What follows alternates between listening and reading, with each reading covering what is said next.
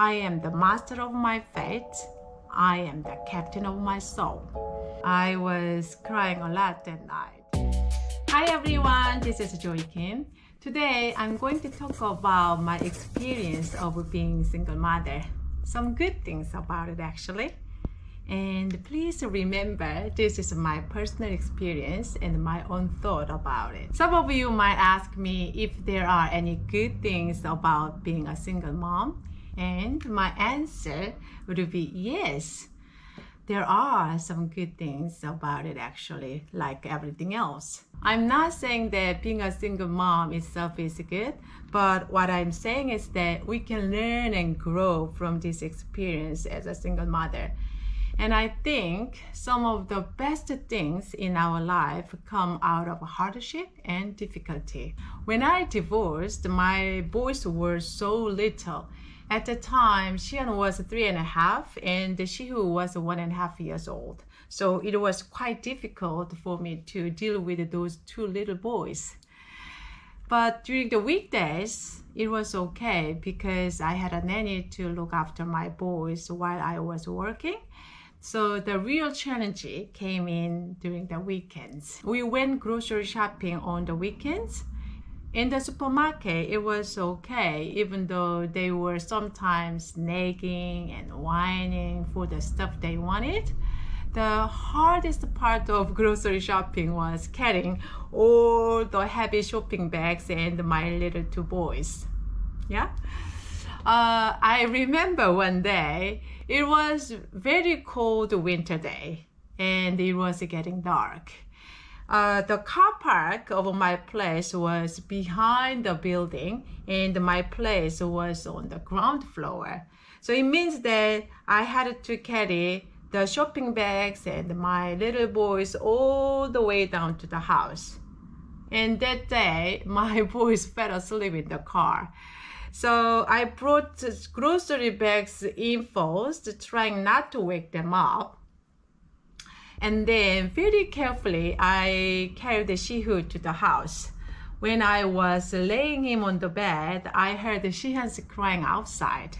So I rushed to get Shihan, and when I got to the car, I heard the Shihu's crying in the house. Now you can imagine the rest of the story, yeah? It might not sound like a big deal, but it was a moment for me. I realized that those kind of hard things would be waiting in front of me and I would have to deal with them alone. At the time, the issue was not a physical thing like lifting heavy grocery bags and my boys. The real issue was some negative emotions relating to being single mom, like self-pity and the bitterness of my divorce. The loneliness as a single mom can easily trigger those kind of self-destructing emotions. But I didn't want that kind of negative emotions to take control of my everyday life. So that night, I decided not to feel self-pity about being a single mom anymore. I told myself doing house chores or feeling lonely was not a direct consequence of my divorce, but they were just a part of our life. It has nothing to do with the divorce. As you know, it's easy to point to the divorce as a source of every hardship. But blaming the choice I already made is not a good idea, isn't it? So I just stopped feeling sorry for myself. And there was another emotional toll about the weekends. Usually, families with little kids go out to parks or go on a short trip on the weekends. But I could not do that because it was physically too hard for me. So whenever I saw my friends' families and random families going on a trip, I felt sorry for my boys. Because my sons were just little boys, full of energy and curiosity about the world around them. They wanted to explore more, but because my body got tired so easily, we usually stayed at home, except for grocery shopping or short walk to parks. So I felt guilty because I thought I was depriving them of those kind of exciting experiences other kids would have. But again, feeling guilty would not help me or my boys at all. I'd better feel positive about raising them alone. So I started to convince myself at least my boys didn't have to see their parents arguing or fighting.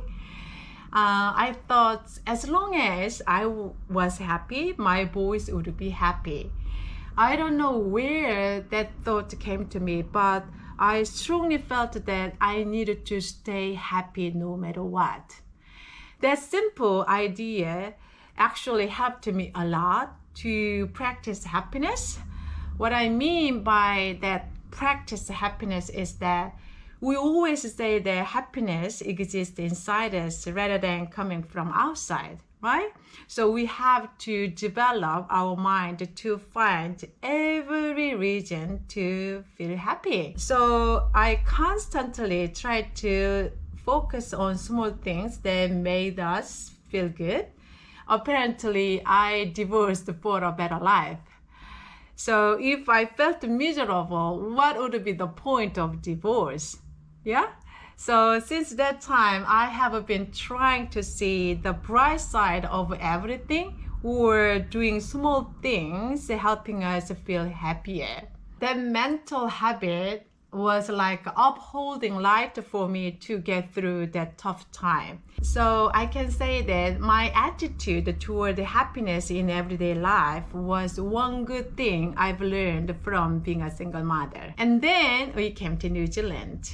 It was a whole new chapter.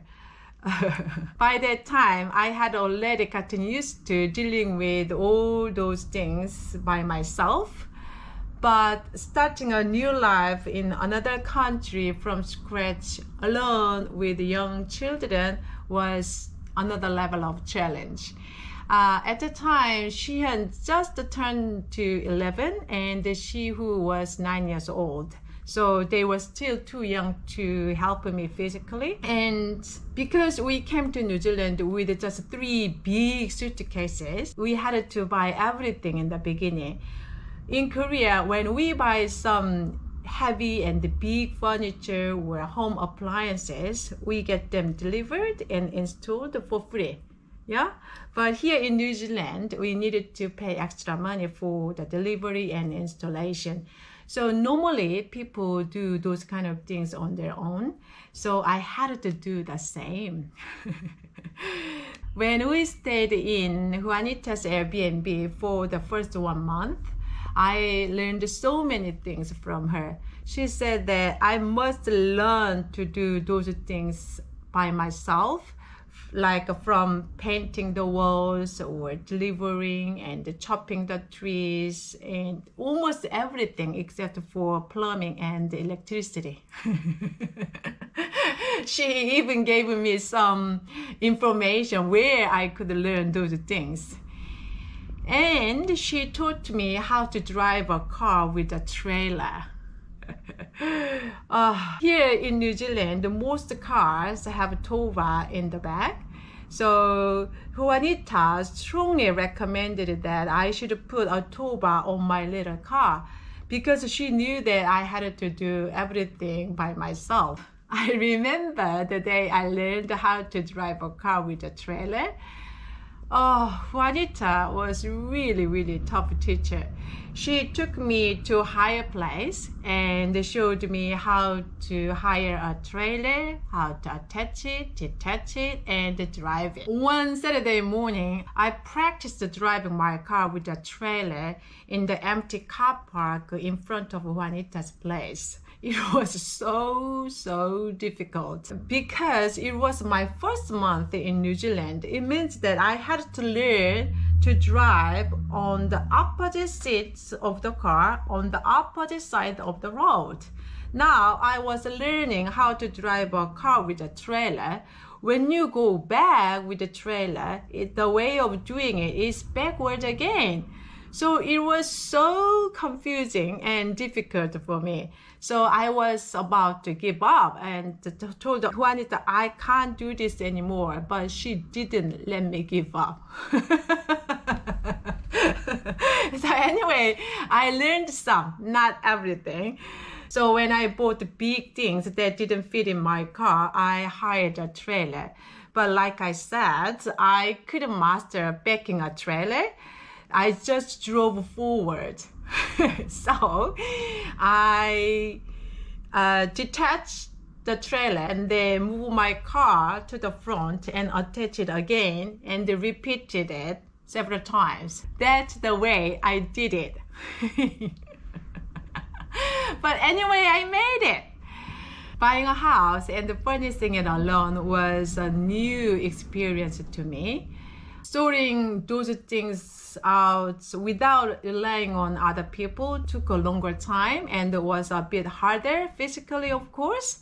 But I really want to say that it was doable. And managing everything alone gave me great confidence and a sense of achievement. When I was in Korea, I got a lot of help from services, friends, and families with those things. But here in another country, I did all those things for myself. It was such a nice feeling, actually. And I can say that a strong self-confidence comes from doing hard things. And finally, I'd like to talk about the best thing I've learned from being a single mom. Like I said before, it came out of the hardest moment. It was around the end of the second year in New Zealand, and I was short of money. And money is a really tricky one to ask for, isn't it? Long story too short, I didn't have anyone to ask for some money. The condition of having full custody of my son was that I didn't get any money for child support from my ex-husband. That was the arrangement when we divorced. And then, even though I had my own house, I was not eligible to get some loan from a bank here because of my visa condition. So I was desperately in need of some money, but couldn't think of anyone to ask for. I was crying a lot that night. And after a good cry in the lounge, I realized that I was the person who made the decision. I was the person who wanted to divorce. So I had to take responsibility for the choice I made, no matter how difficult it would be. Every action has its own consequences. That was one of the consequences of my divorce.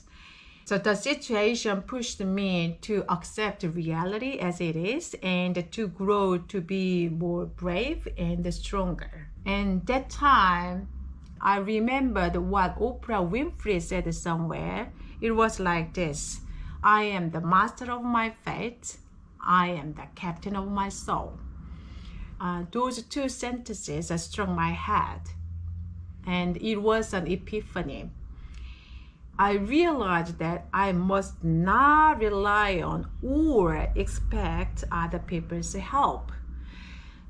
That was the moment I took the real ownership of my life. I felt the fundamental and humanly possible loneliness, I think. But at the same time, I felt enormous strength coming up from deep inside me. And finally, I fully understood the real meaning of taking responsibility for my life. That was the biggest lesson I have learned in my life. I felt fearless, and I felt that there is nothing that held me back from what I wanted to do in my life. And I felt so free. And I have to say, freedom is quite important for my happiness. Well, this is the journey I have taken so far as a single mom. And this is how I have become stronger. If any of you are going through a hard time, please don't get discouraged. If you are willing to take responsibility for the situation and stay positive, I guarantee you will get out of it with much stronger version of you. That's all for today, and thank you for watching. I will see you next time. Bye bye.